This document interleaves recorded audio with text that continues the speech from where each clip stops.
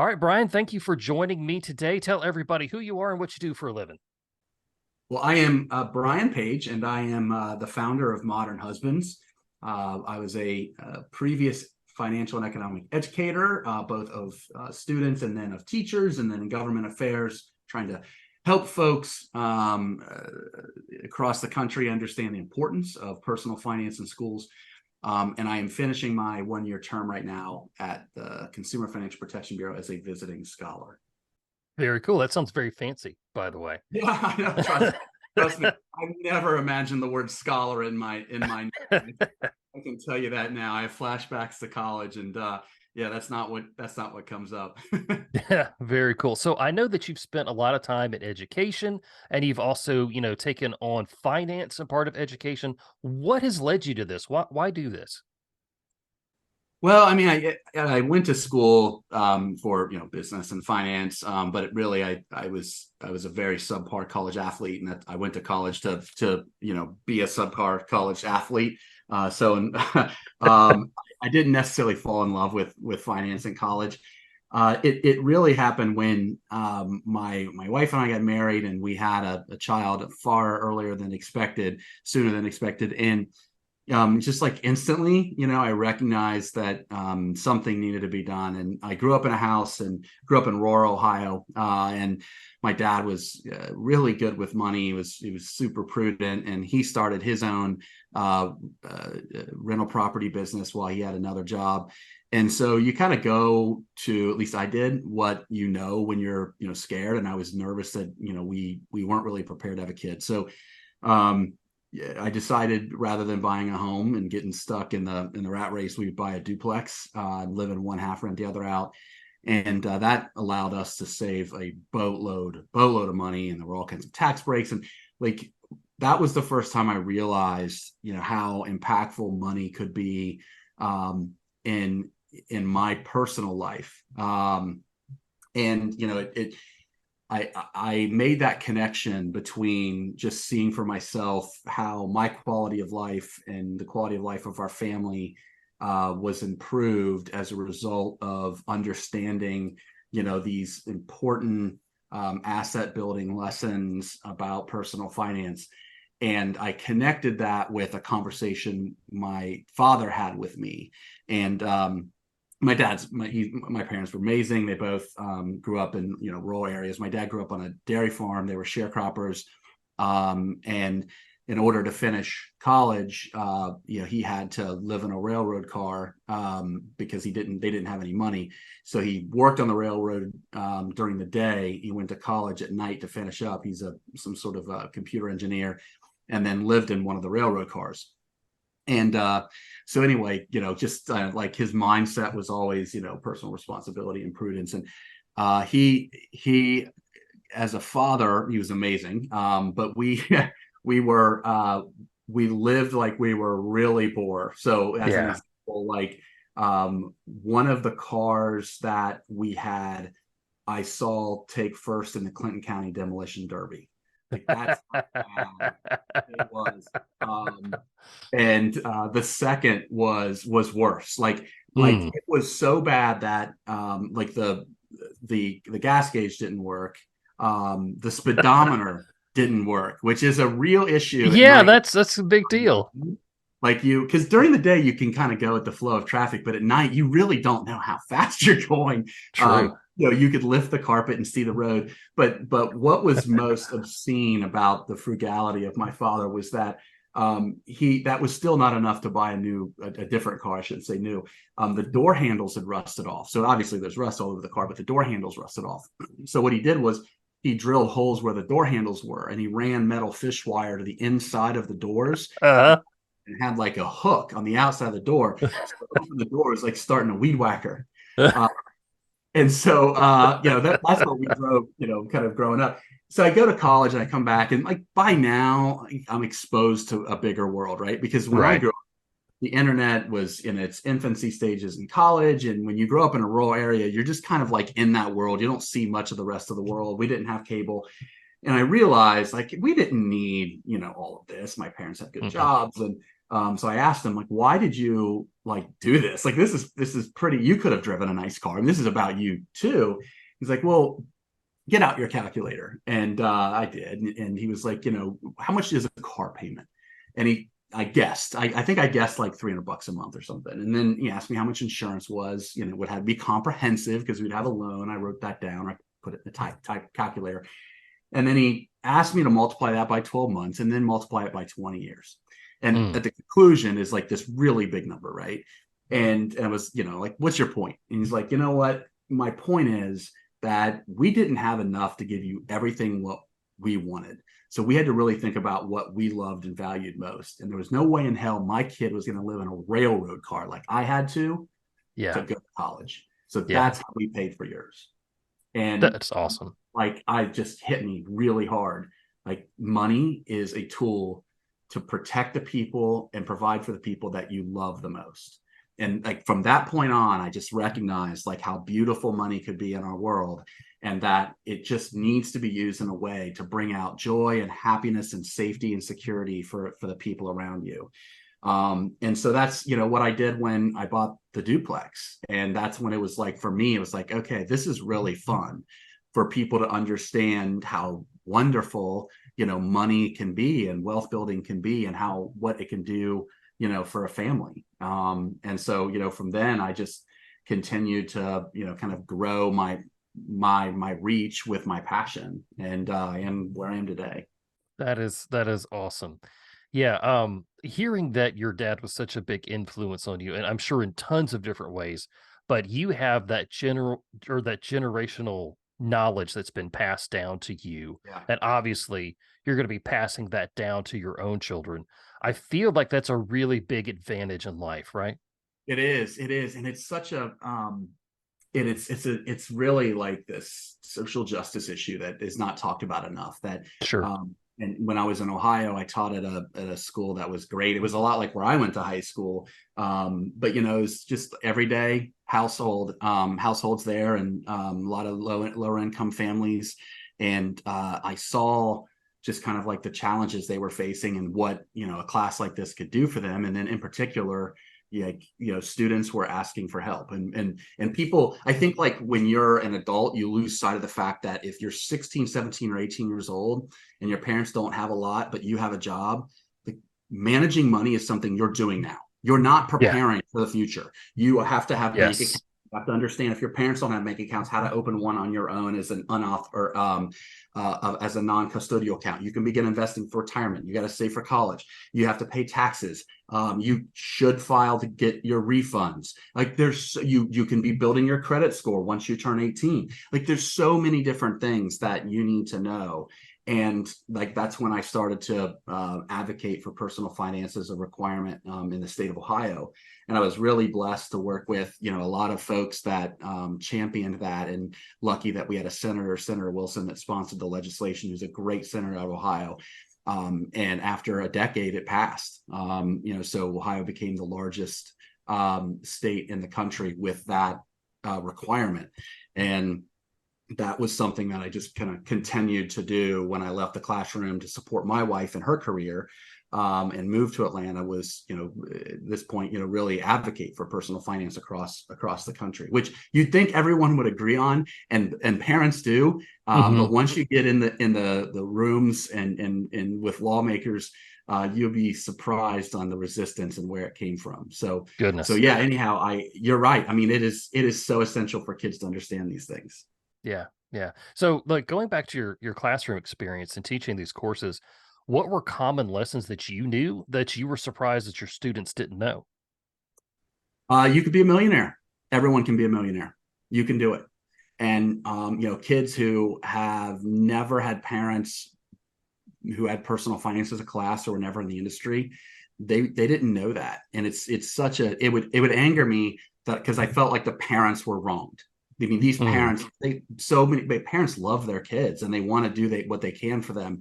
And just knowing that they were never given those kinds of lessons to be able to pass down to their kids is a societal failure. right. And when you just show them the compound interest calculator. You can go to investor.gov and use it, and just show them if you just start tucking away money in an IRA. When you begin working for these kids, it's the age of 15, 16, 17, and you can have a custodial IRA. It doesn't actually take a lot to become a millionaire if you start when you're really young. And Yeah. just like the looks of their eyes when they realize, oh my God, I can have a lot of money. And when you use the calculator, I always use inflation adjusted numbers. Hmm. I'm not deceiving them. And I always factor in fees. So at Right. the end, when I say be a millionaire, I'm talking about inflation adjusted millionaire. Cool. So you're talking a lot about how to prepare for the future, which I think is fantastic.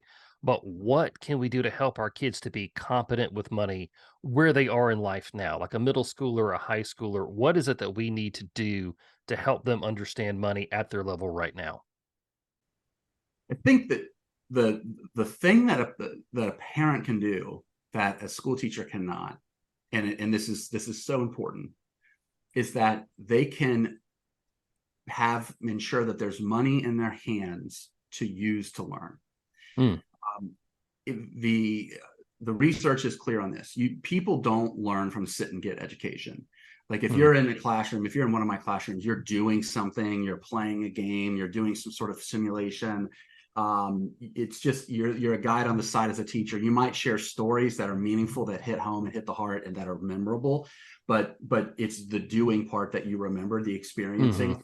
And hmm. in particular, if your parents, if you can give them money and give meaning and allowance, and then Right, be kind of a guide, but don't tell them what to do with it. Just help make sure they're making informed decisions and let them make mistakes. That's very important because mm, um, kids don't learn from lectures. Kids learn from the failures, right? They learn from like the stupid decisions they make, and you don't rub their nose in it afterward. right, They know it, right, right? Once they've done it. And so, what is so important about that is they're making mistakes with small amounts of dollars where everything is still safe and secure because they're at home. right. They're not making mistakes with big dollars where their family is counting on them. And so I think the most important thing a parent can do is provide, and it could be just a minimal amount, an allowance. And the second thing that you can do as a parent, assuming they don't have, like I have three kids, one of them is really it's just really athletic. He's constantly playing a certain sport, but the other two have had jobs since they were young. Good. Make them get a job. And I say that because it's not just earning money. That's the lesson. It's the fact that they are working for someone who can fire them. And Mm, now they're learning personal responsibility. And when I go back to like my life and my memories, I started like a quote lawn mowing business when I was 12. hmm. And it was odd. I loved it. I loved earning money and having responsibility. And if you ask most kids, they want that. They Yeah. seek. So to provide them an allowance, and then to incentivize them to get a job, because now in both instances they have money that they can use, and those are the moments where you can teach. So Mm, when they have, like as an example, when they get their first paycheck, I'll go back when they are completing their W-4, the conversation goes into taxes. Well, if hmm. in most instances the standard deduction is so high where you're not, as a teen, going to pay taxes. So if money is being withheld, and that's the choice that you make when you complete a W-4, the lesson is to go and use one of the free file tax software systems where if you make less than $75,000 a year as an individual income earner, which is almost all teens, you can use that, and you have them file their own tax return, and they're going to get a big reef. Anything that they had withheld, they're going to get back because they didn't Right. make over the Yeah. standard. Sure. Or now they've started working. So instead of just having the paycheck going into one account, have them split it between a checking and savings at two different financial institutions. Because if it's at one, they can just move the money back and forth between accounts. It's really just one glorified checking account. Um, Show them that investor.gov calculator and incentivize them to open or to contribute to an IRA. So for our family, we would match them. And knowing the rules with an IRA, you cannot contribute more than you had in earned income. So we made sure that we Hmm. adhered to those rules. But they opened a custodial IRA and just put the money in a no fee index fund. Mm, And they can see what's going to happen over time. And so those right there, you're teaching a lesson in taxation, you're teaching a lesson in banking, and obviously lessons go with that on how to avoid fees, banking fees, overdraft protection fees, etc. And you're teaching them to invest, all because they just got a job.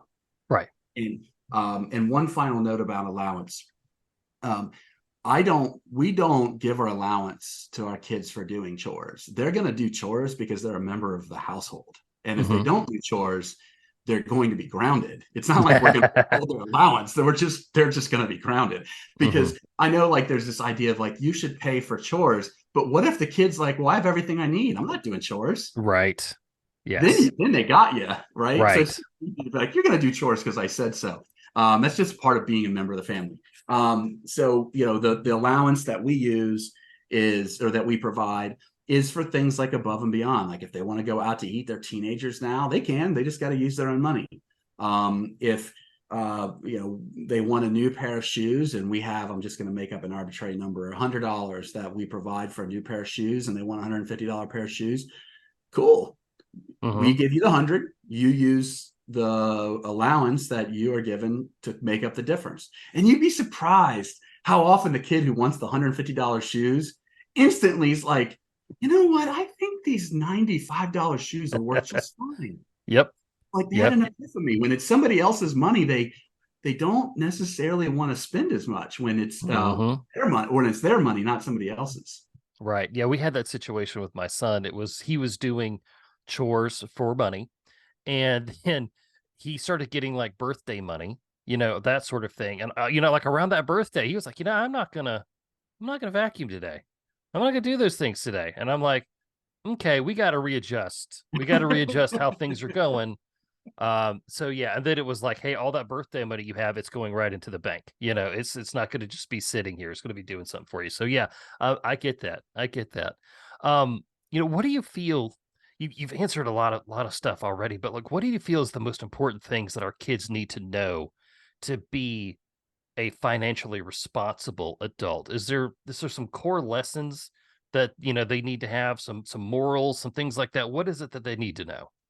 Yeah, that's a tough one. I think I'll start by going back to that that we all, not just kids, like learn by doing. So as an example, it's just creating like a mentality that is appropriate to that leads to financial responsibility. So when our kids were young, there was a routine. Most of us have a routine of going back to school shopping. So that could be like the folders they need, and pencils, and the shoes, and the shirts, or whatever. And so what we did was, this was years ago, we have a budget for that, and we just gave the kids whatever we budgeted. We gave them that amount of money in cash. And we told the kids, you have to make the list of the things that you need for school, which you must have. Those are your needs. And then everything else. Like if you don't they feel like you need new shoes, that's okay. You don't have to buy them. But here is the catch. Kids, although you must buy all the school supplies, for everything else, you don't have to buy it. And whatever you have in your hands right now that you don't spend for back to school shopping, you keep that. That's your money. And now they go from like wanting everything. I want these shoes. Mm. I want this shirt. I want that sweatshirt, to I don't need new shoes. I haven't outgrown these. These are fine. Yep. Or I don't need to go to Abercrombie or whatever that place is in the mall. I don't like malls. My kids go thrifting. They go to a thrift store. They can get a shirt for $3. And now you've created a saver mindset. Um, that's essential, because like the way that you have to approach money as if it's scarce. And if they grow up in an environment where money's never scarce because they simply get what they want by asking, you're shaping that behavior that runs contrary to personal responsibility.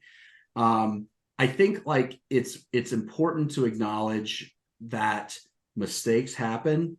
And if you're going to teach personal responsibility, it's also important to acknowledge that some people are born with more privilege than others. Right. I share that with my kids. Like, you have way more privileges than other kids, And so don't judge other people. When you Right. see somebody making a decision and you think to yourself, I wouldn't make that, shame on you, because you have no idea what options they're facing. They could be choosing between two bad options. And so you want to make sure that when you're teaching personal responsibility within the context of the environment around you, Right.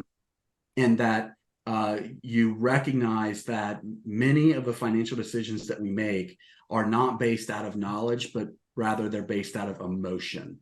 Mm. And that we are going to make bad decisions because our brains are running at 95% irrational, according to neuroscientists, 5% rational.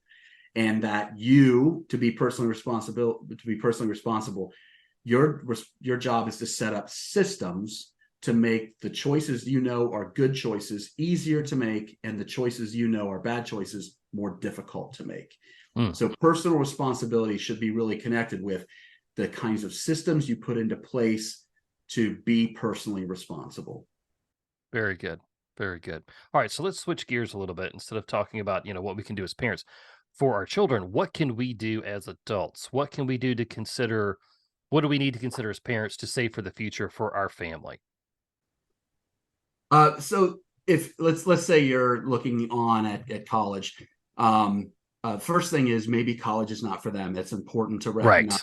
I am Yes. not like college is an investment in yourself, and there's an Right. ROI to that, and it doesn't always make sense either because of what they are passionate about or what they're capable of doing. I'm not a brain surgeon, not Mhm. because I was like, you know what, I could be a brain surgeon, but I'm going to go into like the financial world. No, it's because I'm not smart enough to be a brain surgeon. Yeah. Like you have to make sure that your kids have an understanding of what their abilities are, what they're passionate about, what they enjoy to do. And that's not always a 4-year school. It could be a 2-year school, it could be a trade school, it could be the military, whatever it may be. And Right. so as parents, we need to keep that in the back of our mind. For me, we have 529Ks because my deal with my parents was that they had their college paid for. My mom did by her parents, but my dad did it obviously on his own. But his gift to us was, this is a gift to you, but the deal is you have to pay for your kids. Right. Mm. So there's just this generational understanding. And my kids know this. We're paying for their school up to a certain dollar amount, and they're not allowed to borrow for college. It's a whole separate conversation. But the deal is they must pay for their kids. Right. So uh, how you save really depends on a number of factors. You have to consider the tax implications. So I live in the state of Georgia, which talk about a great state to live in for higher education. The state contributes quite a bit of dollars to the state colleges here, which is why Georgia's schools are more affordable than many other states. And then the 529K plan run out of this state is the max contribution is significant. I haven't looked for next year, but I think it might be up to $8,000. So there's a Okay. deduction per child up to that amount. That is very generous. So look at the tax implications. Look at the 529K plan itself. Like when I was in Ohio, at one point, the Ohio plan was just not good. The tax break was subpar, and the options within the plans were riddled with fees. So we actually opened up a plan in Virginia. We didn't get any tax break for the contributions, but the money did get to grow tax free.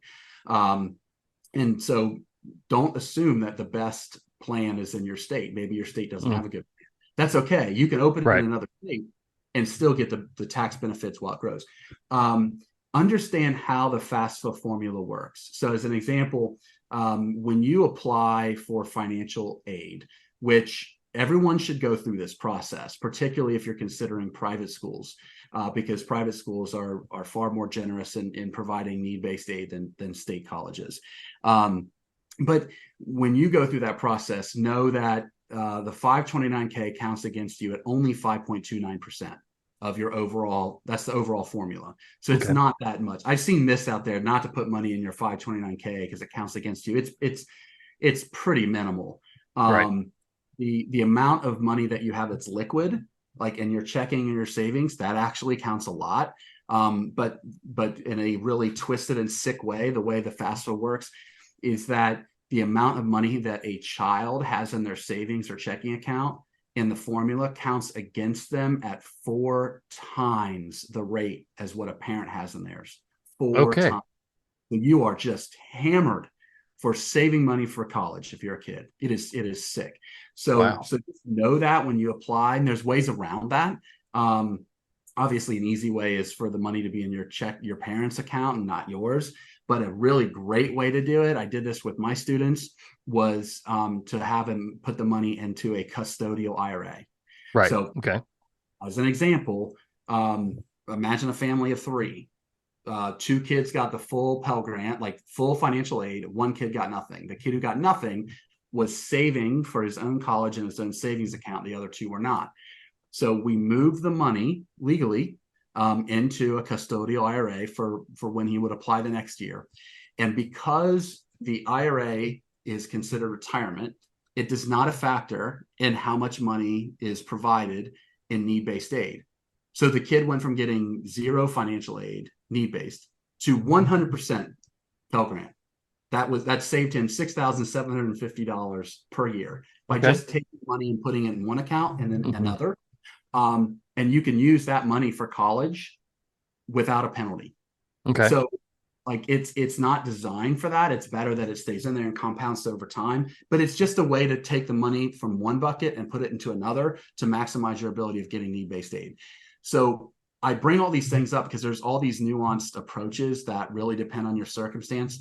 I highly recommend seeing a certified financial planner. Now, and I know we had talked about how to protect money for our family, and this kind of goes into that. But there are lots of financial advisors out there who do not have to adhere to the fiduciary standards. So what that means is Uh, that they can recommend a product to you that is suitable, but not in your best interest. got it. A CFP is bound by the fiduciary duty, meaning they can only recommend products that are in your best interest, and they are required to put your best interest ahead of their own. And so you have to see somebody who is going to do that. Otherwise, you can be put into some bad products. I mean, I've seen horror stories of financial planners just Yeah. ripping people off Yeah. because they didn't know any better. Right. Right. A point that you brought up at the beginning of this, which I absolutely endorse myself, is that college is not for everybody.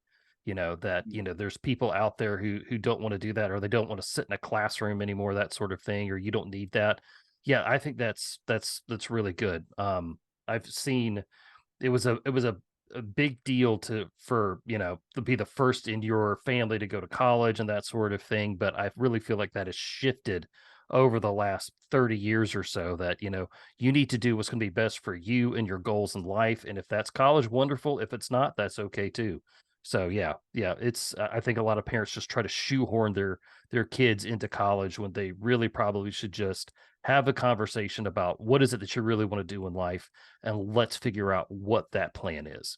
Yeah, absolutely. And I have to let me add something here that's kind of outside the box. So my middle child, he wants to go to school. He's going to play college soccer. So really, because of just kind of like a number, various circumstances, he probably won't pay much for college anyway. We won't pay much, I should say. So that's the primary reason he's still going to college, because he's going to be a pilot.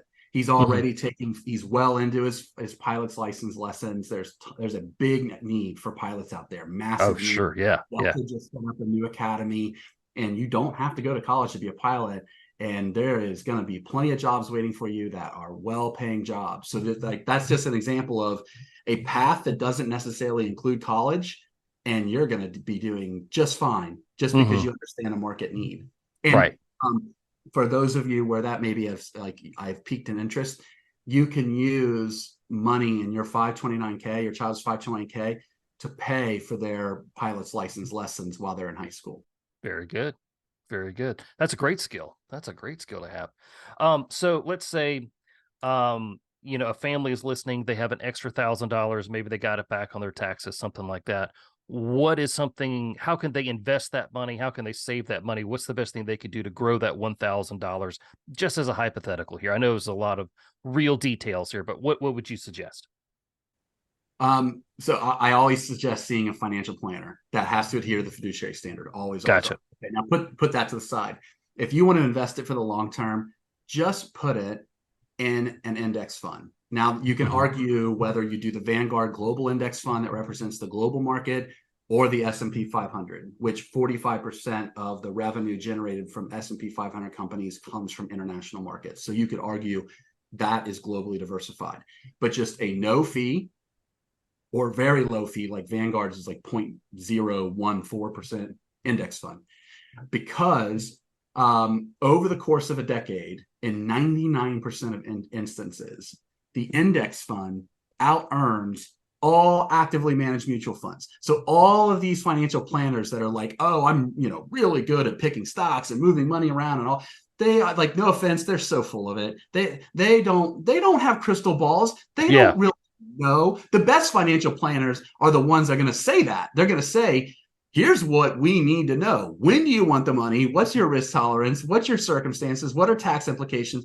But the market itself, we know that it earns on average 8% a year, inflation adjusted, over a long period of time, but it never earns 8% a year. It's always crazy all over the map. And that what matters is that fees erode earnings. It is insane how much just a 1 or 2% fee erodes an earning. If you have 2% fees of your 4 that's within your 401k and then within the mutual funds, etc., you're taking your earnings for that year. It's you're subtracting 2% from an 8% earnings. It's not a 2% fee, it's a 25% fee. It is really significant. So just an index fund where there aren't any fees involved, and just let it ride. Very cool. And when everyone else is like, oh, the smart money's here, the smart money's there. No, they're, if they weren't in financial planning, they'd be selling used cars. Like, no offense to car salesmen, it just doesn't work that way. Right, right. Yeah, yeah. All right. So, what is, and this is really what I kind of wanted to talk about. What is it that parents can do today to really protect their money? And I'm really thinking about what is it that we need to avoid? And it's obviously we talked about, not necessarily buying a new car, but buying a used car and, putting money into that because that's better than buying a new one. What is Yeah. it that we can just do to protect the money that we have now? We'll start with sit down, and maybe this is just my mentality. My mother was disabled, so start with worst case scenario. Yeah. In most instances, our greatest asset is ourselves, so you have to protect our assets. Meaning, for our children, you have to, if a parent were to pass away, that life insurance should be there to make sure that their lifestyle does not change. So whatever that number would be, maybe it's a $1 million benefit, 2 million, $3 million benefit, whatever it would be, to make sure that when they're going through the pain and torture of losing a parent, they don't also have to worry about paying for it or changing their Yeah. lifestyle. And to be very, very clear, term life insurance in Hmm. every instance is the way to go. Yes. Yes. It's cheap. You don't always need life insurance throughout your entire life, so it's not like whole life is necessary. That's a whole separate conversation. But then the second thing to protect is your earning power. So, like, an underutilized product is disability insurance, and we were benefactors of that. So 1 in 4 Americans will need a benefit, a disability insurance benefit, before they retire. 1 in 4. That is significant. So make sure that you get disability insurance. And there's a number of ways you can get that. There's just the three primary ways are through some sort of like trade organization or union. The second way is if the employer provides it and that you purchase it through the employer. And the third is if you purchase it directly from a financial planner.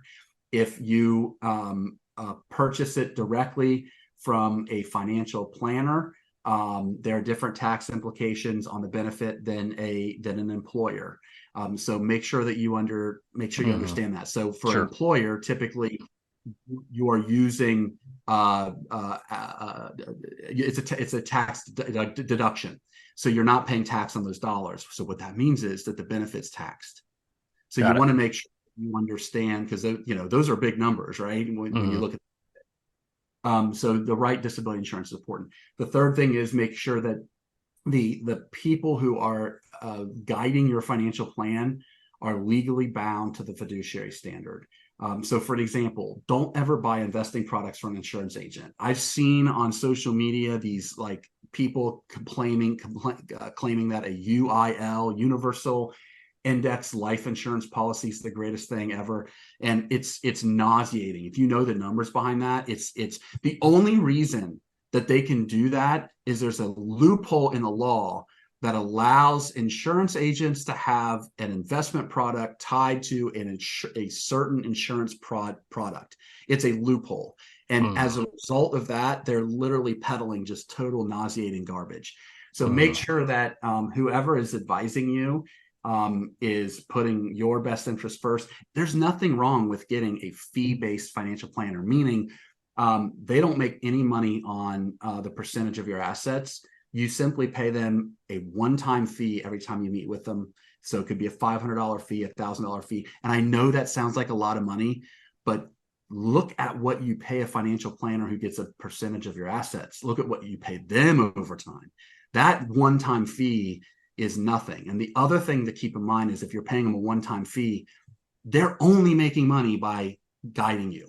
right. They are not making money by selling you a product. You have to remember, financial planners can be incentivized by the companies they Yep. represent Yep. to push certain financial products. Hmm. And those products might come with higher fees. So you can avoid worrying about that with a fee-only financial planner.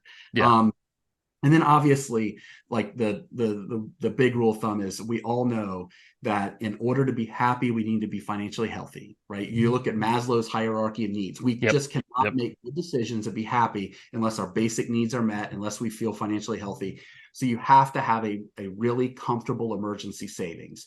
And the amount of money in that emergency savings is highly dependent upon your circumstances. So for most families, a financial planner would say 3 to 6 months. If both parents are earning money, there's a dual income household, 3 to 6 months of expenses set aside, ideally in a high yield savings account. Like an online banks are really good at that, 4%, 5%. You could put it in an I bond. But in my opinion, more can be better. I like having healthier savings than that, and just Hmm. look at different buckets to do that. But also keep in mind that the world is different now than it was for our parents. Like for our parents, Yeah. everyone got steady paychecks. Yeah. And that just does not happen in most of America now. There's all kinds of Mm-mm. income volatility. So you need to have enough money in savings to be able to manage that income volatility and smooth out the down months with savings and not credit card debt. And so for parents who earn their money through like primarily through bonuses or something where the paycheck changes from month to month, they should have more money in their savings to make sure in their down months they can cover expenses without having any concerns. Right. Yeah. You talk about, things were different for our parents. And I get jealous of that because like somebody could go to work right out of college and stay with a company for 30, 35 years. Right. And I got laid off from my first job, like out of college, so like I get that. I understand what that's like. So yeah, there's that up and down roller coaster of what has been the US market over the past, well, 20, 23 years, that sort of thing. But yeah, like I look at that and I see somebody who's like, oh, I spent, 50 years working, for this company. I'm like, man, what a blessing that is, to be able to do that and to have that. So yeah. So I get that. One final thing to point out, and this is where it gets hairy. These are all really like simple things for me to say, but Mm, they're harder to do. But they're even right. more challenging when you have to cooperate with a spouse. Uh, Sure. we all have our own money stories, right? A lot of our behaviors and our relationships with money originate from our childhood. So, as an example, I'm very frugal by nature. I have Mhm. like materialistic stuff for me is I don't care. I really truly like to the point where my children get embarrassed unless they help me pick out my outfit because I really don't care what people think about when I say care about what they think about me, like what I'm wearing, what I drive. Like I don't care if you're gonna judge me based on that, then I don't. You're not the kind of person that like I'm gonna jive with. But that's not like most people. So, for example, a lot of people who grew up in poverty, their vision of success is a big house. And Yeah. they want to show the world they made it. And so, although I didn't grow up living in big houses, my financial needs were always met. Financial literacy was a part of our everyday household conversation. So that was never, I was actually taught the opposite. Like, you don't want a big fixed expense. Fixed expenses that are significant are really bad because you can't manage turbulence. You Right. don't want Right. it. You want a low mortgage. Like, my dad didn't even have a mortgage. He only had debt on his rental properties because he always felt, and I agree with him, that if you have really minimum fixed expenses, you're just not very stressed out.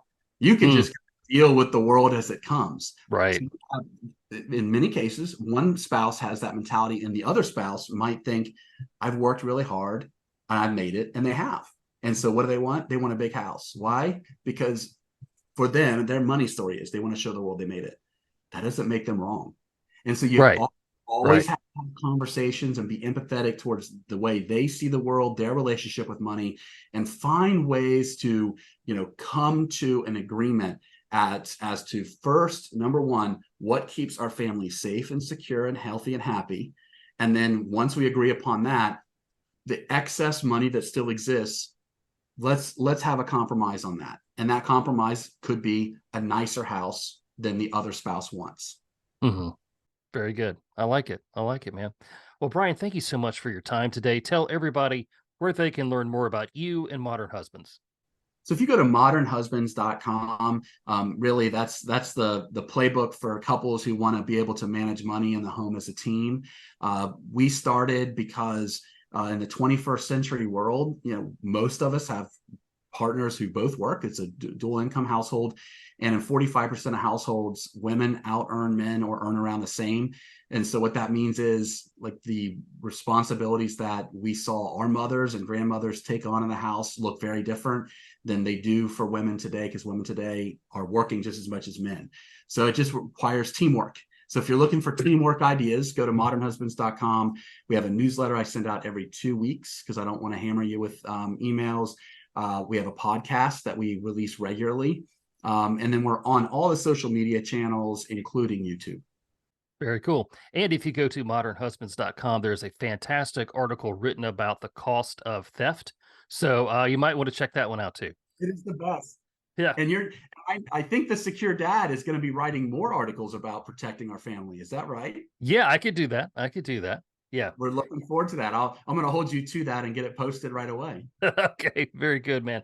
Brian, thank you so much. I appreciate what you're doing and how you're trying to look out for everybody else to share your knowledge to help families, become safer financially and of course stronger together. I absolutely get that. That really resonates me. So, man, I appreciate you. God bless you, buddy. Thank you, Andy. Appreciate you having me on.